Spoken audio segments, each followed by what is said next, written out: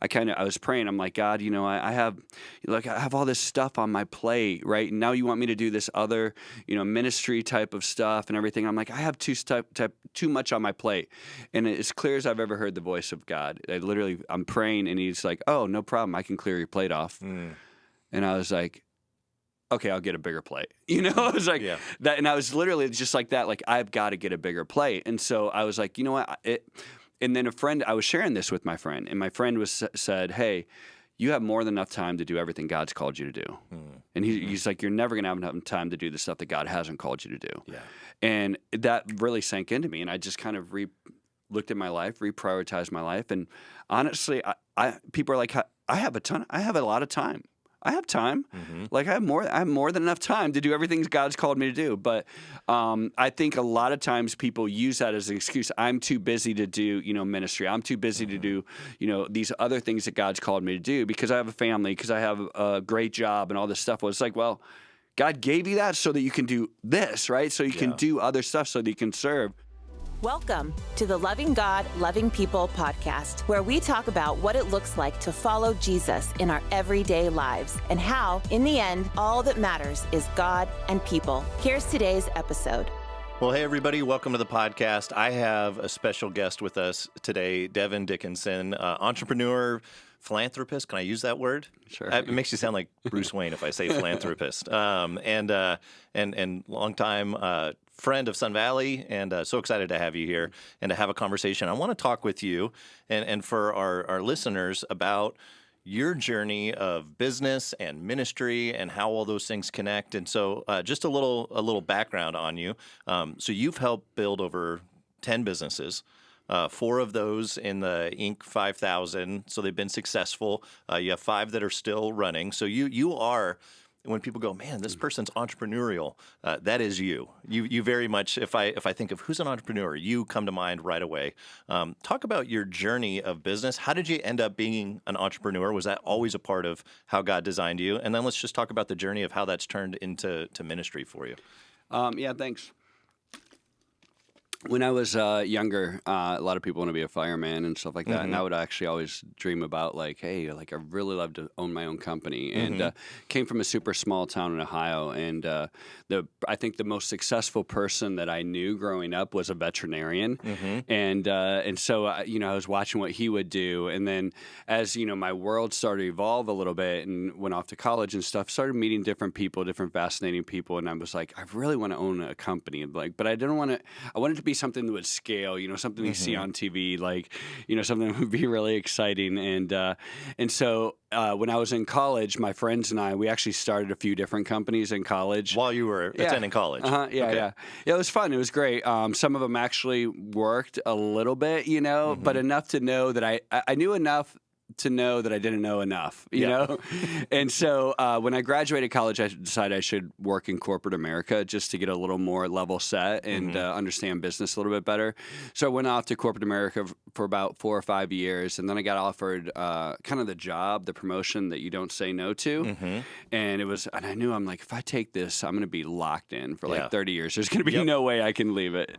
And so I said, hey, I'm not going to take it. And by the way, I resign. And at the time, go ahead. So there's a lot of people, especially in business, that I've talked to, and they go, man, God put it on my heart. I wanted to do this thing, or I had this dream of one day doing this. But what your story, exactly what you described, happened to them, but they took whatever that promotion was, and they call it the golden handcuffs, where they go, man, it's so lucrative and all of that, but now I feel like I'm stuck there. Now I feel like I'm trapped there because I can never leave this, and it's too risky now. So what was it that made you go, you know what, I'm going to say no to that? Because most people, 9 times out of 10, are going to go, wow, yeah, I'll take that promotion. Yeah, it's funny that I remember that day. I decided I was going to tell him on Monday, and Sunday I still hadn't made my decision. And I went to church that morning, and we were in California at the time, and there was 3 services. There was like a 7, 9, and 11 or something like that. And I stayed, and I'm like, I'm not leaving until I have my answer. And then anyways, like I sat through all 3 of them. At the end, I still don't have an answer. And actually, I realized that God told me, he's like, you can do whatever you want. If you love me, you're serving me, you're following me, there is no wrong answer here. Okay, so I want to pause on that because I've worked with students and young adults for years and years, and I see all the time they get into this almost like paralysis when it comes time to make any decision, because to say yes to any one thing is to say no to a myriad of other decisions. And so they go, man, what is God's will? And I want to know what God's will is, and how do I make the right decision? And all the time I'm like, just do something. If it's not sin, if it's not like obvious, or God hasn't given you a clear direction, just pick something.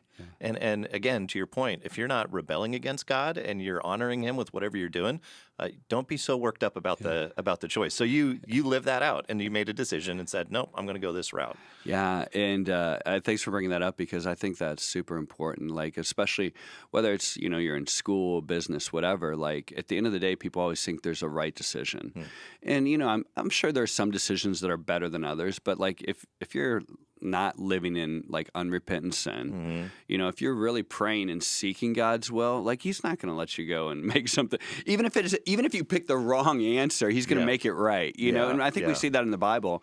And I mean, I'm going to tell you, I'm not like.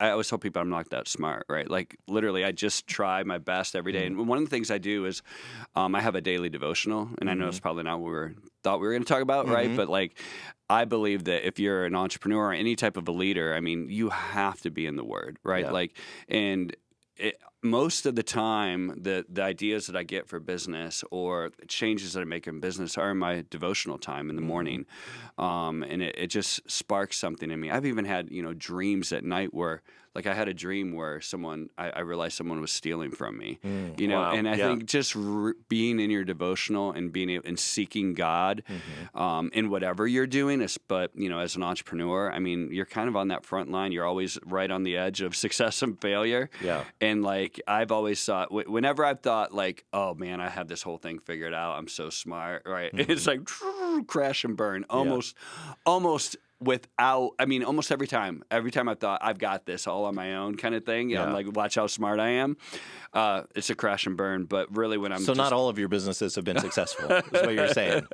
No, yeah, I've definitely had more failures than success.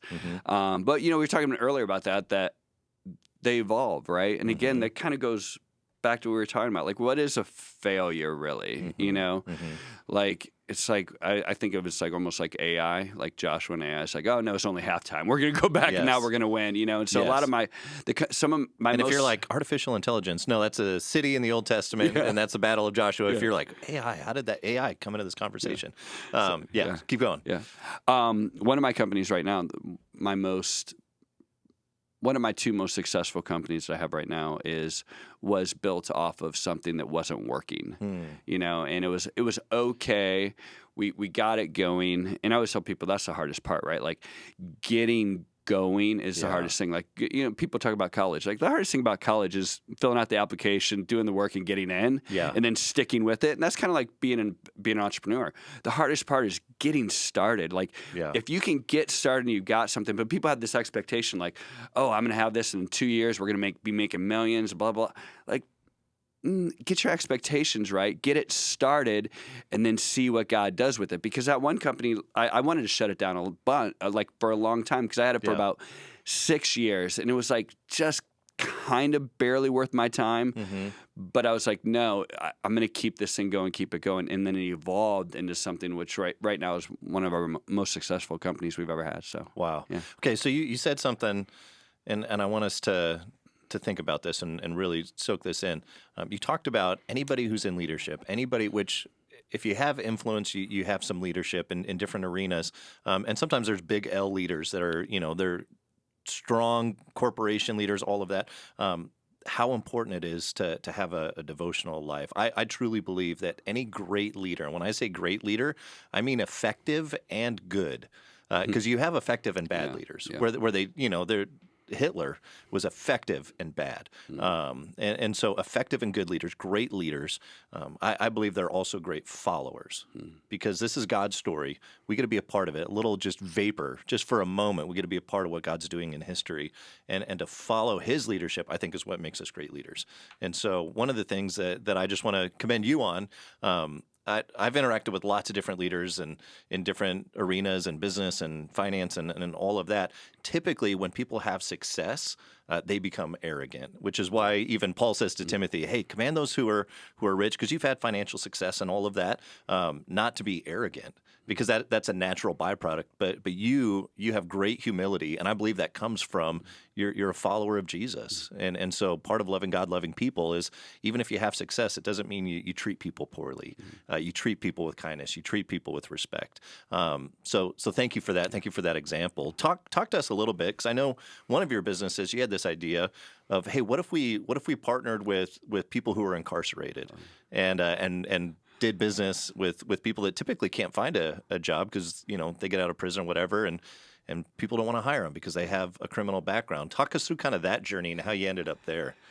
Yeah, that was an adventure. So that was one of our very first companies, and frankly, I didn't have any money, right? So I was like, and also to touch on that, I think a lot of times people think that the stars are going to align. You're going to have I'm going to have enough money in the bank. I'm going to have this incredible idea. I'm going to be surrounded by all these brilliant Harvard MBAs, Yep. and then we're going to do something, right? And day one, we're going to open the doors, and this thing's going to be a well-oiled machine, and everything's going to run perfectly. Yeah, and it's not that way. I mean, some people maybe, but it wasn't that way with me. And with me, it's like I had an idea. It was an okay idea.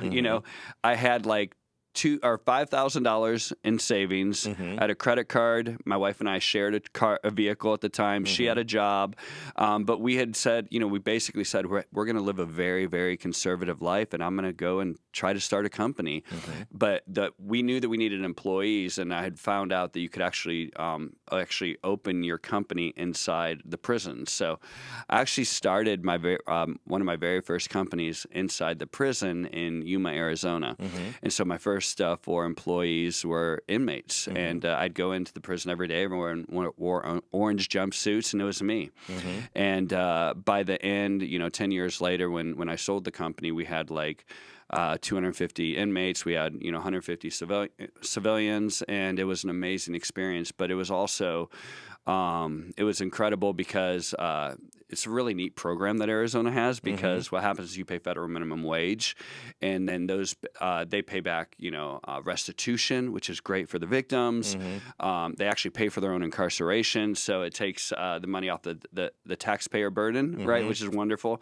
But then they also get to put money on their books, and so they're getting out after 5 years with $20-some thousand saved up after working for us, and then when they got out on Friday, they could come to work for us on Monday, and so it was an incredible program. It was great, but it really was a blessing to me. It helped us get the company started, and some of my best friends to this day, are from that time. People that were wearing orange at one time, and now some of them are. I always say I have a very interesting Christmas card list. But one of them is a physician right now. Several of them own competitive businesses. God bless them, good for them. A lot of them still work for me to this day. Some of them have become pastors. Many of them I actually just saw on Facebook this weekend was a person who was, one of the what they would call a shot caller in the yard, and lots of the very suspect tattoos, swastikas, stuff like that. He was very connected, and I got to lead him to the Lord inside the prison, and I actually just saw on Facebook he was this last weekend he put part of his testimony on Facebook, and it was kind of cool.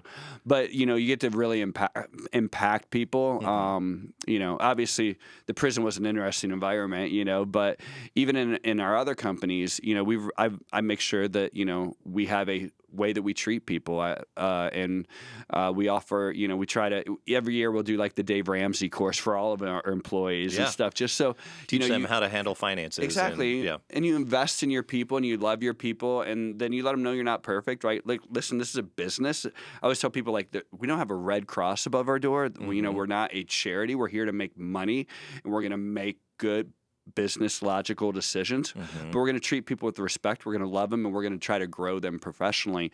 And through that, we get to share the love of Christ. We get to be who we are, you know, and it's been an incredible ride. And I've received way more than I've ever given, but it's been incredible to be able to actually feel like your business is a ministry, even though it's a business, if you know what I mean. Well, to go back to great leaders, there's a lot of men and women that I highly respect, and they look at business and they don't see it through that same. They go, no, I see this as a ministry. Like, I'm helping these people provide for their families. I'm helping these people, like you said, develop, grow in their leadership, and creating an environment where people are treated with respect and love and dignity. Because there's a lot of work environments that they do not have that experience, and where there is hierarchy and there's power plays and there's politics going on. To take the principles that Jesus modeled and to apply it to business, I think makes businesses actually more successful.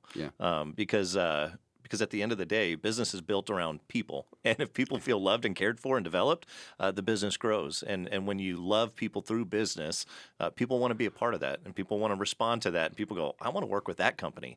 And so that just in my observation, that is the most successful way to build a business, is with the principles of what Jesus modeled and taught. Now, talk to us a little bit about your faith journey. How did you come to faith in Jesus? What's your story?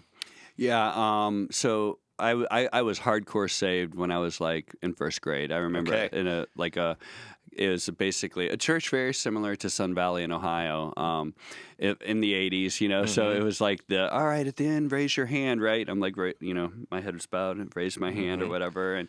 But I was hardcore saved and loved Jesus and followed him, you know, for, you know, most of my life. I had, you know, some times during college where I'm not really proud of how I was living. But God's hand was always upon my life. And even, you know, directing it entrepreneurially, and, you know, kind of as I look back on my life, and I've kind of come with those moments of challenge, and like those, you know, do I go right? Do I go left? And I look back on my life and have realized that God's hand has always been there, has always been directing it. And so it gives me faith even moving forward now at 52 years old, like, you know, hey, what am I doing now? You know, what's the next mountain to climb? And, but it's exciting because I look back and go, I know God's always directing my path, and I know he's going to continue doing that. And not only over me, over my children, right? Because now you have the anxiety about your kids and all of these other anxieties, right? And you go, wait, why am I, you know, I've seen the hand of God over my life. I've seen his direction, even in things that I haven't necessarily enjoyed or appreciated when they did happen. I look back and still see his hand in favor. And what was funny, I was talking about that, you know, the church I grew up in, when I was like third or fourth grade, they had these missionaries come in, and one was from Africa, right? And he was telling these stories about like, hey, and you know, you could God could call you to be a missionary to Africa, right? And then this other person got up and he did prison ministry. He's like, God could call you to do prison ministry. And I remember at the end the same kind of type of thing. They're like, all right, we'll pray, and if God has that, if God puts on your heart to be, you know, in ministry full time, that you would open up your heart to him. So I was like, okay, you know, I felt super convicted. So I was like, God, you know, I will, if you want me to go to Africa, I'm in. But I will never go into the prisons. And then I forgot that until like 5 years when I'm working inside the prisons. Like, I think I remember something about this. I can't. So many people have that story of like, I have one buddy that we used to do camps and stuff together years ago, and he had a missionary come to his church and say, hey, God might be calling you to Africa. And he said, He told God, I will go anywhere in the world. Don't send me to Africa. That ended up being the title of his book that he wrote when God sent him to be a missionary in Africa. So you got to be careful when you tell God no. He might be like, oh, you know what? I think we're going to turn that into a yes. Okay, so your journey started in first grade, which I love that because I think sometimes we underestimate those moments when we see, you know, a kindergartner or a 6-year-old or whatever raise their hand and go, no, I want to follow Jesus. I see that all the time because we're a big church. We have lots of kids in our kids ministry. I get excited about that because God really does. When the Holy Spirit moves into the life of a kid, and do they understand everything? No. Do I understand everything? No, none of us do. But they have enough faith to go, I'm going to put my trust in Jesus. God does something in their life, and that'll continue to echo for the rest of their lives. And so I love hearing that part of your story. You're also, one thing I know about you, you're very business minded. You're also very ministry minded, and you love to support missions around the world, different things that you see going on. What do you look for when you go, okay, I want to now, again, build some wealth. I want to help fuel ministry. How do you kind of make that decision, or what are you looking for? Yeah. So we do. So I have the businesses, but I'm also involved in international missions. I'm on a board overseas. I actually have my own Christian nonprofit, and then we're involved in a lot of other things. Probably like Feed My Starving Children and some other stuff. But probably 4 or 5 different philanthropic organizations that we're actively involved in. And one of the things I think is super important, and I'll come back and answer your question in a second, but I think a lot of times entrepreneurs and leaders and people like that think that they're too busy to do that. Like, oh, you know what? Well, hey, I'm gonna write a check, I'll send it over, call it good, right? And I think people think that, and don't get me wrong, they need to write checks. Absolutely. So if you're listening right now, write that freaking check. But I think a lot of times people think, well, I'm too busy, right? And so there was several times in my life where I struggled with that, going, I have so much responsibility going on. And I was like, I was praying. I'm like, God, I have all this stuff on my plate, right? And now you want me to do this other, ministry type of stuff and everything. I'm like, I have too much on my plate. And as clear as I've ever heard the voice of God, I'm praying and he's like, oh, no problem. I can clear your plate off. And I was like, okay, I'll get a bigger plate. I was like that. And I was literally just like that. Like, I've got to get a bigger plate. And so I was like, you know what? And then I was sharing this with my friend, and my friend said, hey, you have more than enough time to do everything God's called you to do. And he's like, you're never going to have enough time to do the stuff that God hasn't called you to do. Yeah. And that really sank into me. And I just kind of looked at my life, reprioritized my life. And honestly, people are like, I have a lot of time. I have time. Like I have more than enough time to do everything God's called me to do. But I think a lot of times people use that as an excuse. I'm too busy to do, ministry. I'm too busy to do, these other things that God's called me to do because I have a family, because I have a great job and all this stuff. Well, it's like, well, God gave you that so that you can do this, right? So you can do other stuff so that you can serve.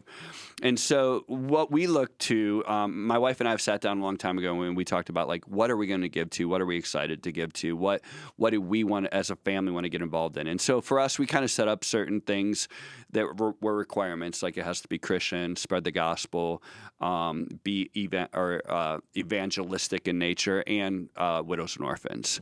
And so as long for us, and again, this isn't for everybody, but that was what we decided as a family that we were going to really get behind. And then we always said, and no matter what, we tied to our churches. And so these were just this just became who we are. And a lot of times I think at the end of the year, whatever, people, they have a giving mindset and they're like, oh, what am I going to tip this year? Like almost like, almost like God is the dealer at a blackjack table. Like, you did good. Here's, tip you at the end, right? Instead of like having this, no, this is how I live my life. I have my job, I have my family, I have, my hobbies, but I also, I serve, I'm in ministry, I'm giving back, and my money reflects that as well, right? And it's not if things go well, if things go poorly, because if you get $10 and you're like, I only have $10, how am I going to be able to give $1?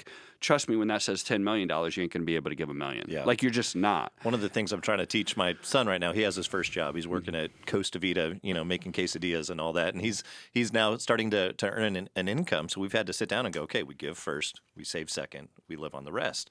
And he's like, whoa, what? Hang on. And at first it was so hard, but then he gave for the first time. He gave his tithe off of his income, and he'd been doing that with allowance, but we kind of made him do that. But now it's like, oh, you're going to log in, you're going to give this, and once he did it, now I could see a shift where, okay, yeah, this is what I do, and now it's just a mindset, and starting with that first paycheck, of $100 and whatever dollars, if you don't start now, it's going to be hard to do that once you're making, 10 times that. And so to go, okay, how do I just get into the habit of doing this? Give first, save second, live on the rest. So you've been doing that since you first started earning income, or was that something you kind of went on a journey with? Great question. So the two things that impacted my life early was, one, my father pulled me aside and kind of explained a 401k because someone explained a 401k to him. And, it was people, they didn't talk about that type of stuff like back then, and especially in the 80s. Someone explained it to him, and then he told me, he said, hey, when you get your very first job, this is what a 401k is. Find out if they have it. If they match it, then match it, and then do this. And he's like, you'll have a retirement plan. And I was like, okay. So I just, from the very beginning, my dad put that in me. And then when I was probably around 20, maybe 22 or so, we were at a church in California, just recently married, and there was a whole series on giving and tithing. And at that time, we weren't making money, right? But we were like, you know what, this is just going to be who we are. And we decided at that moment. And from that moment, whatever that was, 21 years ago, we have always tithed and gived, and it just became who we are. So just like the 401k mindset, it's like that just comes out of your check. It's the same mindset that we had with giving. Like it's not an option; it's who we are. It's what we do, and it's been great. But it's also helped us with frugality. Is that a word? Frugality, fragility, being frugal. How about that? Frugality. Yeah. You got it. So you mentioned your son's first job, and one of the things I think that people who want to become entrepreneurs, they have these grandiose ideas. And so I actually started a podcast where, because I hate when I go on TikTok and they have someone with, a $40,000 Rolex and, they're 22 years old standing in front of a private jet talking about how they made $30,000 before 11 a.m. It just irritates me because it sets these wrong expectations. I'm not saying it's not possible. Yeah, but those are the exceptions, not the rule. Yeah, and exactly. And that's your goal. That's where you're headed, right? But you want to be, you have to have this mindset of going in and understanding the value of a dollar, especially as an entrepreneur. And you mentioned your son. I remember my very first job was at McDonald's, and I got my very first paycheck, and I made $3.16 an hour, and I got a paycheck, and I'm like, first thing, I was in high school, so the first thing I did is cash it and go to the mall, right? And so I went to the mall, and I found this hat, and I had this hat in my hand. It was like $20. Yeah. And I'm standing in line, and all of a sudden I realized, wait, $70, and I had to be up at 4 a.m. to work at McDonald's, and I had to work, and I figured out I literally had to work an entire shift after taxes to pay for this hat. I went back and put it back on the rack, and I remember that to this day. Literally, I will go and buy things and be like, I would have to work 6 hours at McDonald's to buy this. I don't need it. I don't need it. Whether I can afford it or not, it doesn't matter. I don't need it. And so understanding that mindset is also, I think, really big for an entrepreneur, anyone pursuing their dreams, and that has goals, like financial goals to get that. And so when you put in, and I know Sun Valley teaches, we give first, we save second, and we live on the rest, right? And I think people need to really understand and grasp that concept, and they can do a lot more than they ever planned or expected they could do financially. Yeah. One of the best skits that I've seen is this on SNL. It was the I can't afford it thing, and it was it cracks me up every time I think about it. And it was this brilliant new financial plan, and it was just called I can't afford it. And hey, what if I want to buy this and don't have the money? I can't afford it. You just don't buy it. Right. That's it. And sounds like you learned that lesson with the hat working at McDonald's.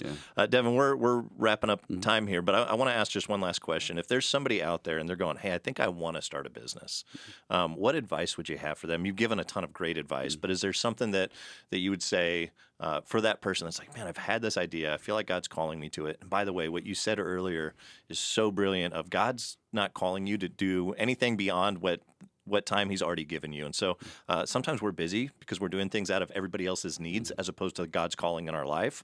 And so we need to say no to some things to say yes to what God's actually called us to. What advice do you have for that person that feels like maybe God's called them to something and they're not doing it? Yeah. I always think people think that it's like an all or nothing, right? And I think I was take the next step, take the next step, take the next step, right? So many people because I'll meet with people all the time. They're like, hey, I have this idea. What do you think about it, right? And they think that, my problem is I'm an entrepreneur. I love every idea, right? Like, I love it. It's great. Go for it, right? But what people want me to say is like, yeah, quit your job, cash out your 401k, and throw all your money into this. And, I don't think we have to do that. Most of the time, you can take some steps along the way, right? Like, it's going to mean you might work 80 hours because you got your full-time job and your part-time job, right? Yep. But like, I really believe that for the most part, people have an opportunity to begin to move forward, test it, move forward, pilot it, programs, and try it out on the side. Take these baby steps. And again, if God's called you to it and it's literally a left or a right, and you have to resign, you need to seek a lot of counsel, right? Like, you need to have a lot of people speaking into your life. So you need to do as much research as you can. So many times people are just looking for an exit, right? Like, they're just dissatisfied. They're going through a midlife crisis. They quit their job, exactly. And then they go, uh-oh. I always call those people trapeze artists, right? Because they let go and they're just flying through the air hoping that they can catch on to something. I always tell them, like, hey, monkey bars is a lot safer than trapeze. So if you can reach out, grab onto a bar, see that it's solid, then you let go and go that approach, as opposed to... I think most of the time that's very doable, and I think that people don't want that, right? They want an excuse to be able to say, oh, well, Devon told me to quit my job, right? So that's not what I said in this podcast, right? Like, to be very clear, so... Devon, thank you so much for taking time and just investing your time into those who are listening. And those who are listening, if you're a business leader, entrepreneur, I think one thing to walk away with is just let yourself be a follower first. Follow Jesus and allow his principles to really be evident throughout your business. And God's called you to some big responsibility with that. And so, Devon, thanks for being a model for that and an example. And again, taking time to be with us on the podcast. Thanks. It's a lot of fun. Appreciate it. Thanks, Robert. Thanks for watching this week's episode of the Loving God, Loving People podcast. Make sure to subscribe to this channel and click the bell so that you'll never miss an episode. While you're at it, if you found value in this conversation, we'd love it if you like this video, leave us a comment, and even share it with a friend. Doing that will help more people meet, know, and follow Jesus. And lastly, you are always welcome to join us each week for one of our services right here live on YouTube. Thanks for joining us. See you next time.